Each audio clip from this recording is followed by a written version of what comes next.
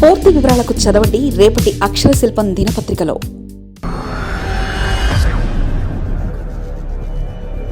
నల్లారిలో నిరాశ, ఇక ఇన్సింగ్ ముగిసినట్లేనా? మాజీ ముఖ్యమంత్రి నల్లారి కిరణ్ కుమార్ రెడ్డి పార్టీలోనూ ప్రభుత్వంలోనూ ఎలాంటి పదవులు లేకుండా సాగిపోతున్నారు. ఆయన బీజేపీలో చేరి తన అదృష్టాన్ని పరీక్షించుకున్నప్పటికీ దాదాపు 10 ఏళ్ల నుంచి పదవులకు దూరంగా ఉంటున్నారు. చిన్న వయసులోనే రాజకీయాల్లో పదవులకు దూరంగా ఉండడం కష్టమే.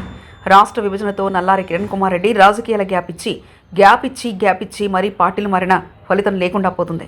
దీంతో నల్లారి అనుచరులు ఆందోళన చెందుతున్నారు. సొంత పార్టీ పెట్టుకున్నప్పటికీ ప్రజలు ఆదరించలేదు. కాంగ్రెస్లోకి వెళ్ళినా అక్కడ ఎలాంటి పదవులు దక్కలేదు. చివరకు బీజేపీలో చేరి ఎంపీ అవ్వాలన్న కల కూడా నెరవేరలేదు. 2014 నుంచి 5 ఏళ్ల పాటు విరామం తీసుకున్న నల్లారి కిరణ్ కుమార్ రెడ్డి తర్వాత కాంగ్రెస్ పార్టీలో చేరారు. కానీ కాంగ్రెస్కు ఏపీలోనూ దేశంలోనూ బలోపేతం కాదని భావించి నల్లారి వెనువెంటనే తన డెసిషన్ మార్చుకున్నారు. ఇక తర్వాత బీజేపీలో చేరారు. బీజేపీలో చేరడంతో మాజీ ముఖ్యమంత్రిగా గౌరవించి ఆయన కోరుకున్న రాజంపేట లోక్సభ నియోజకవర్గ సీట్ ఇచ్చింది. కానీ కూటమి పార్టీలకు అన్ని చోట్ల విజయం దక్కినా రాజంపేటలో మాత్రం నల్లారి కిరణ్ కుమార్ రెడ్డి ఓటమి పాలయ్యారు. రాజంపేటలో ఓటమిని నల్లారి తట్టుకోలేకపోయారు.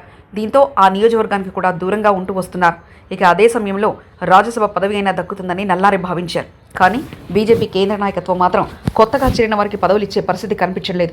అందులోనూ నల్లారి కిరణ్ కుమార్ రెడ్డికి గత ఎన్నికల్లో టికెట్ ఇచ్చినందుకు ఇక మరో పదవికి ఆయన పేరును పరిశీలనలో తీసుకునే ఛాన్స్ కూడా లేదని తెలిసిందే. దీంతో ఆయన బీజేపీలో ఉన్నప్పటికీ సైలెంట్గానే ఉన్నారు. ఎలాంటి పదవి లేకపోవడంతో నల్లారి కిరణ్ కుమార్ రెడ్డి ఎప్పట్లాగే హైదరాబాద్కి పరిమితమయ్యారు. అప్పుడప్పుడు బీజేపీ కార్యక్రమాలకు వస్తున్నప్పటికీ పూర్తి స్థాయిలో రాజకీయాలకు ఆయన సిద్ధంగా లేరని తెలుస్తుంది. దీంతో నల్లారిలో నిరాశ ఆవరించింది.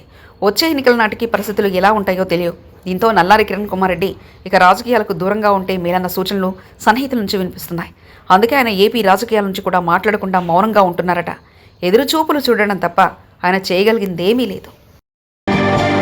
మరిన్ని కథనాల కోసం సబ్స్క్రైబ్ చేసుకోండి మీ అక్షర శిల్పం. పూర్తి వివరాలకు చదవండి రేపటి అక్షర శిల్పం దినపత్రికలో.